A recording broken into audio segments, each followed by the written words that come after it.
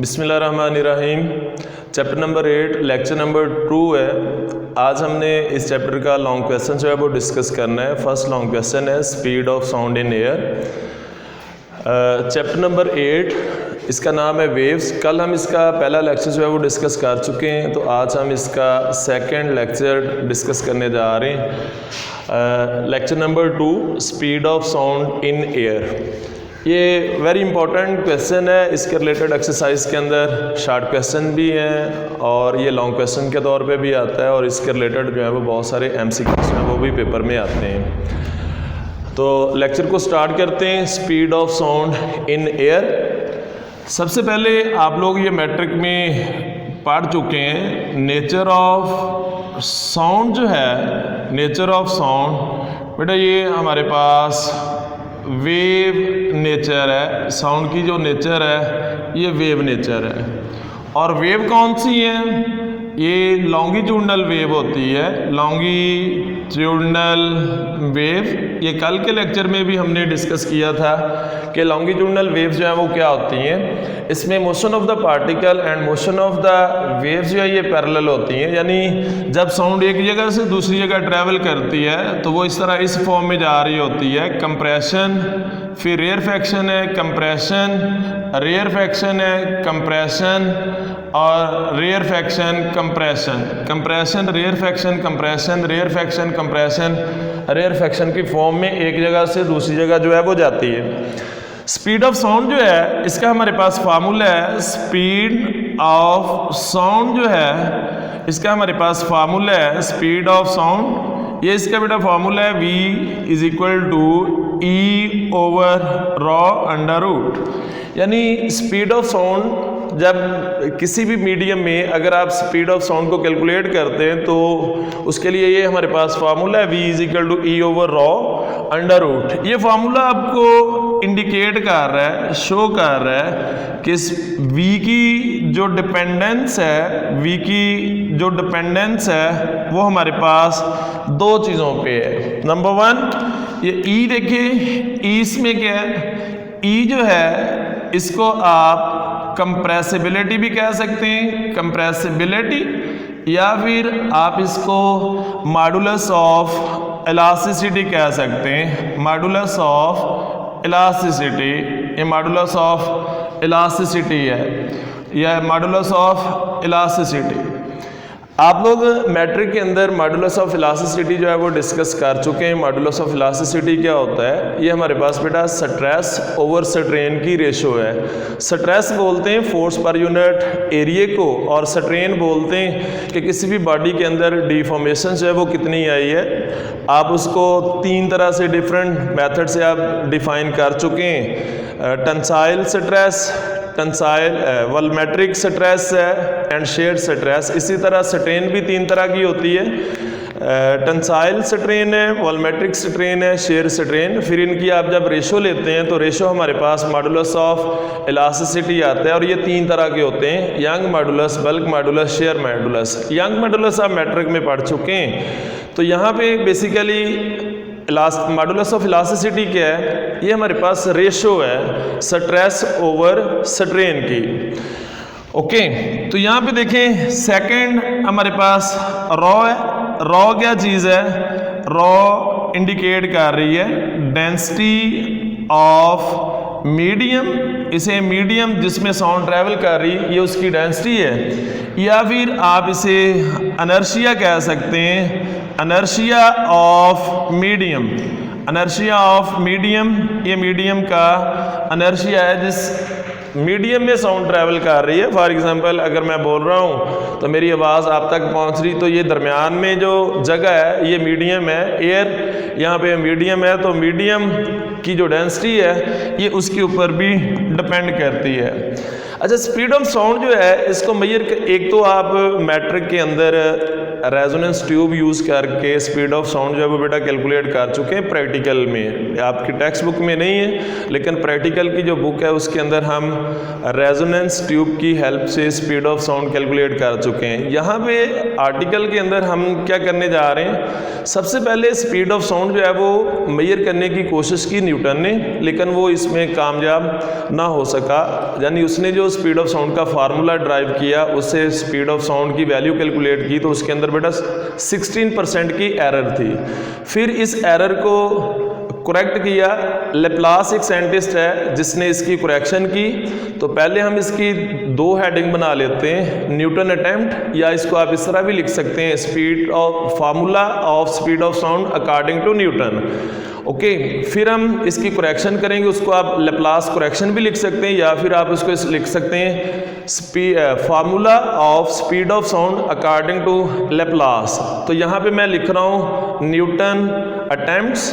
आप इसको ये कह सकते हैं कि न्यूटन ने किस तरह स्पीड ऑफ साउंड को मेजर करने की कोशिश की। तो यहाँ पे मैं लिख रहा हूँ Newton attempts, Newton attempts, Newton's attempts. Newton ने स्पीड ऑफ साउंड मेजर करने के लिए क्या कोशिश की। तो अकॉर्डिंग टू न्यूटन बच्चों ये मेरे पास देखें मीडियम है, और मीडियम यहाँ पे आर्टिकल में देखें तो हमने स्पीड ऑफ साउंड जो है वो एयर के अंदर डिस्कस करनी है। तो हम यहाँ पे जो मीडियम ले रहे हैं वो एयर है। ये आपको सिर्फ समझाने के लिए है, एयर तो इधर भी मौजूद है, हर जगह मौजूद है, लेकिन हम सिर्फ इस मीडियम का कुछ पार्ट ले रहे हैं। और इसके अंदर साउंड जो है वो एक जगह से दूसरी जगह ट्रैवल कर रही। तो साउंड किसी भी मीडियम में जब एक जगह से दूसरी जगह जाती है, तो मैंने अभी डिस्कस किया है कि ये कंप्रेशन, रेयरफैक्शन, कंप्रेशन, रेयरफैक्शन की फॉर्म में जाती है, compression, rarefaction and compression, compression, rarefaction, compression, rarefaction, compression की फॉर्म में एक जगह से दूसरी जगह जाती है। अकॉर्डिंग टू न्यूटन, न्यूटन कहता है कि जब साउंड एक जगह से किसी भी मीडियम में एक जगह से दूसरी जगह जाती है तो उस मीडियम का जो टेम्परेचर है बेटा वो कांस्टेंट रहता है। मीडियम का जो टेम्परेचर है वो क्या रहता है, कांस्टेंट रहता है। मीडियम का टेम्परेचर चेंज नहीं होता।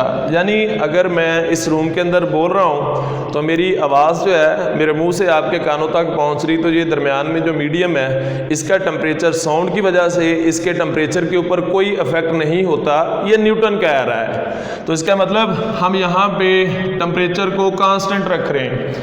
तो वो कौन सा प्रोसेस है जब टेम्परेचर कांस्टेंट रहता है? तो आप ये कह सकते हैं कि ये वाला जो प्रोसेस है ये आइसोथर्मल प्रोसेस है, आइसोथर्मल प्रोसेस है। यानी अकॉर्डिंग टू न्यूटन साउंड एक जगह से दूसरी जगह आइसोथर्मल प्रोसेस के जरिए जाती है। आप ये कह सकते हैं कि टेम्परेचर कांस्टेंट हो, आइसोथर्मल प्रोसेस की भी आप केमिस्ट्री में यही डेफिनेशन कर चुके हैं। हम 11 चैप्टर में जाके इसको डिस्कस करेंगे। आइसोथर्मल प्रोसेस ऐसा प्रोसेस है जिसमें टेम्परेचर जो है वो कांस्टेंट रहता है। तो इसके लिए अगर आपने बॉयज़ लॉ को अप्लाई करना हो, बॉयज़ लॉ को अप्लाई करना हो तो बेटा हमारे पास बॉयज़ लॉ की ये फॉर्म है, PV is equal to constant, PV is equal to constant. यानी product of pressure and volume ये हमेशा कांस्टेंट रहता है उस वक़्त जब टेम्परेचर जो है वो कांस्टेंट हो। या फिर आप इसकी ये वाली फॉर्म जो है वो भी लिख सकते हैं, P1 V1 is equal to P2 V2 is equal to P3 V3 and so on. यानी प्रोडक्ट हमेशा कांस्टेंट रहेगा। हमारे पास प्रेशर का और वॉल्यूम का जो प्रोडक्ट है ये हमेशा सेम रहेगा, कांस्टेंट रहेगा। अगर आप प्रेशर बढ़ाएंगे तो वॉल्यूम कम हो जाएगा, वॉल्यूम बढ़ाएं प्रेशर कम करें तो वॉल्यूम बढ़ जाएगा, बट इनका प्रोडक्ट जो है वो ऑलवेज रिमेन सेम।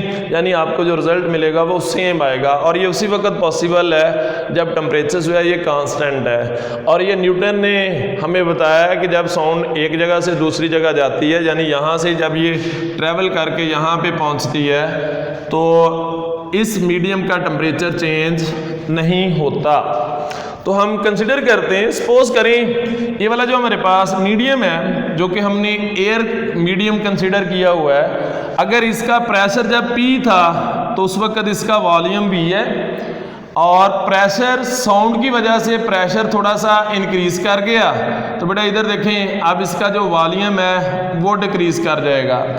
हमने क्या किया है, पहले प्रेशर रखा P1 की जगह पे P और V1 की जगह पे वॉल्यूम कर दिया V, फिर प्रेशर को आपने इंक्रीज कर दिया। प्रेशर इंक्रीज कैसे होता है, जब हम देखें अभी मीडियम के अंदर साउंड नहीं है तो उसका प्रेशर है P, जब साउंड मीडियम में ट्रैवल करती है तो प्रेशर में थोड़ी सी इंक्रीज आती है। ये कंप्रेशन बेसिकली प्रेशर को ही बोलते हैं, कंप्रेशन दबाव यानी ये प्रेशर ही है।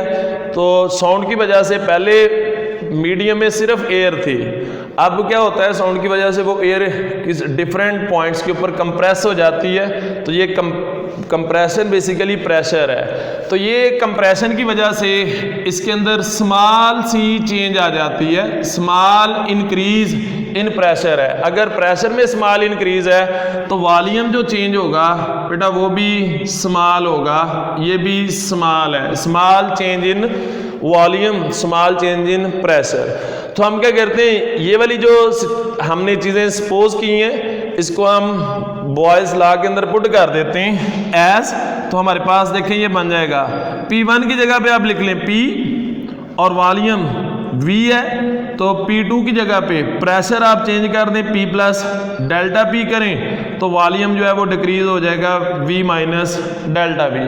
तो हम क्या करते हैं, इस इक्वेशन को सॉल्व करते हैं, ये बॉयज़ लॉ है, इसको हम सॉल्व करते हैं किस तरह, आप P को लेके इन दोनों से मल्टीप्लाई करें, डेल्टा P को लेके इन दोनों से मल्टीप्लाई करें तो ये हमारे पास बन जाएगा PV is equal to P, इसको आप V से मल्टीप्लाई किया तो V माइनस, तो ये माइनस आ गई, P को लेके डेल्टा V से मल्टीप्लाई करें तो P delta V, delta P plus delta P V, अब इसको लेके हम इससे मल्टीप्लाई कर रहे हैं दोनों से तो ये delta P V minus delta P delta V। इधर देखें ये आप लोग पढ़ चुके हैं कि इक्वेशन के अगर दोनों साइड्स पे सेम टर्म हो तो आप उसको निगलेक्ट कर सकते हैं, कैंसिल कर सकते हैं। आप इस तरह कर लें, इसको इधर लें PV माइनस PB तो वो ज़ीरो हो जाएगा, कैंसिल हो जाएंगी, तो हमारे पास बेटा ये बच गया है minus P delta V plus delta P V minus delta P delta V।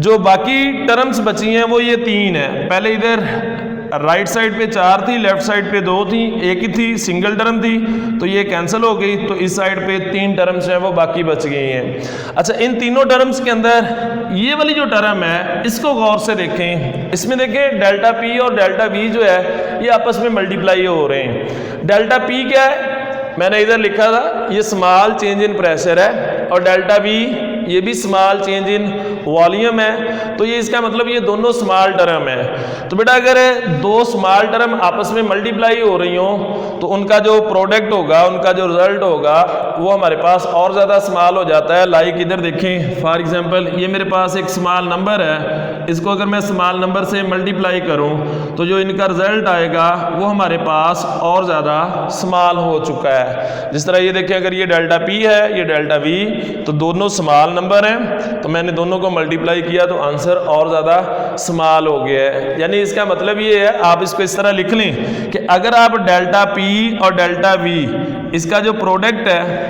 इसको कंपेयर करते हैं विद P या V के साथ तो ये वाली जो टर्म है ये बेटा बहुत ज़्यादा वेरी स्मॉल टर्म होगी। आप इसको क्या कर सकते हैं, नेगलेक्ट कर सकते हैं। सो नेगलेक्टेड, हमने इसको नेगलेक्ट कर दिया है। अगर आप इन दोनों टर्म्स के साथ इस टर्म को इसके साथ या इसके साथ कंपेयर करके देखें, या इस टर्म को आप P और V के साथ कंपेयर करके देखें तो P और V, डेल्टा P और डेल्टा V का जो प्रोडक्ट है उसके मुकाबले में उसकी वैल्यू ज़्यादा है, तो हम क्या करते हैं इसको नेगलेक्ट कर देते हैं। तो जो बाकी टर्म बची हैं वो देखें हमारे पास क्या है, बाकी हमारे पास बच गया 0 is equal to minus P delta V plus delta PV। तो आप क्या करें, नेगेटिव वाली टर्म जो है इसको इस साइड पे लें, P डेल्टा V इधर नेगेटिव है, इस साइड पे ये पॉजिटिव हो जाएगा डेल्टा PV। तो आप क्या करें, P को निकाल लें, आप डेल्टा V को दूसरी साइड पे ले जाएं, delta PV over delta V। तो ये हमारे पास है P इज इक्वल टू, आप डेल्टा पी को ऊपर रहने दें, इसमें ये वाला जो v है अगर आप इसको बटे में लेके आए तो ये क्या होगा, ये डेल्टा v के बटे में जाएगा, डेल्टा v के बटे में जाएगा। तो आप इस टर्म को इस तरह लिख सकते हैं, v को हम डेल्टा v के नीचे लिख देते हैं। तो इसमें आप गौर करें, व्हाट इज दिस, ये हमारे पास है प्रेशर, ये हमारे पास क्या है, प्रेशर है, प्रेशर, और ये क्या चीज़ है, change in volume over original volume, जो हमने यहाँ पे मीडियम कंसीडर किया है ये उसका ओरिजिनल वॉल्यूम है। तो बेटा ये बेसिकली आप इसको प्रेशर को इस तरह डिफाइन कर सकते हैं, प्रेशर क्या होता है, ये फोर्स पर यूनिट एरिया होता है, और volume, change in volume over original volume, ये हमारे पास वॉल्यूमेट्रिक स्ट्रेन है। तो ये बन गई फोर्स पर यूनिट एरिया, ये हमारे पास बन गई है स्ट्रेस, और ये नीचे बटे में स्ट्रेन है। तो stress over strain, this is called modulus of elasticity. आप इसको मॉडुलस ऑफ इलास्टिसिटी का नाम दे देते हैं कि ये मॉडुलस ऑफ इलास्टिसिटी है।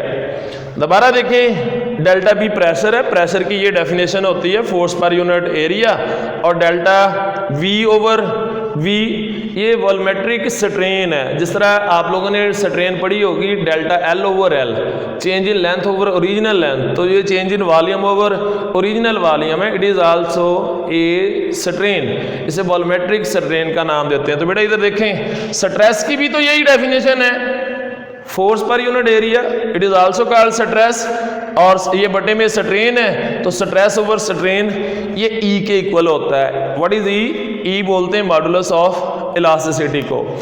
तो आप यहाँ पे हमारे पास जो ई है, जो पी है, ये बेसिकली ई के इक्वल है। यानी हमने स्टार्ट पे जो स्पीड ऑफ साउंड का फॉर्मूला लिखा था वो ये था E over rho under root. तो अकॉर्डिंग टू न्यूटन स्पीड का फार्मूला, न्यूटन कहता है कि स्पीड का जो फार्मूला उसमें जो ई है वो बेसिकली ई नहीं है, उसकी जगह पे पी होना चाहिए। तो हमारे पास according to Newton speed of sound is, speed of sound जो है वो फॉर्मूला ये बन जाएगा, देखो ई की जगह पे आप पी पुट कर दें तो ये आ जाएगा P over rho under root. तो ये हमारे पास स्पीड ऑफ साउंड का फार्मूला है जो कि अकॉर्डिंग टू न्यूटन आया है। अच्छा, एट स्टैंडर्ड टेम्परेचर प्रेशर, अगर हमें पी का पता हो, रॉ का पता हो, तो आप स्पीड ऑफ साउंड जो है इसकी वैल्यू फाइंड कर सकते हैं। तो एट स्टैंडर्ड टेम्परेचर प्रेशर की जो वैल्यू होती है ये हमारे पास है 1.05 10 की पावर 5। हाँ जी, कितनी प्रेशर की जो वैल्यू है एट स्टैंडर्ड टेम्परेचर प्रेशर 1.01 10 की पावर 5 पास्कल होती है, और रॉ की जो वैल्यू है डेंसिटी ये एयर की है, तो एयर की डेंसिटी 1.29 10 किलोग्राम मीटर क्यूब, ये एयर की डेंसिटी है। जब आप इन दोनों की वैल्यू यहाँ पे पुट करेंगे तो स्पीड की जो आंसर आएगा हमारे पास वो है 280 मीटर पर सेकेंड। ये स्पीड ऑफ साउंड की वैल्यू है जो न्यूटन ने फाइंड की है। लेकिन at 0 degree centigrade speed of sound की जो वैल्यू है वो है 332 मीटर पर सेकेंड। तो इसका मतलब ये है कि जो न्यूटन ने फाइंड की है उसमें देखें ये तो वैल्यू कम है, ये 332 है और ये 280 है मीटर पर सेकंड, ये 280 है, ये 332 है मीटर पर सेकंड। तो इसके अंदर बेटा एरर जो है, इसके अंदर एरर है जो कि है 16%। इसके अंदर 16% की एरर है जिसको आगे लैप्लास ने करेक्ट किया है। तो आज के लिए इतना ही काफ़ी है। कल हम इंशाल्लाह नेक्स्ट जो है वो लैप्लास करेक्शन जो है वो डिस्कस करेंगे। जी बेटा।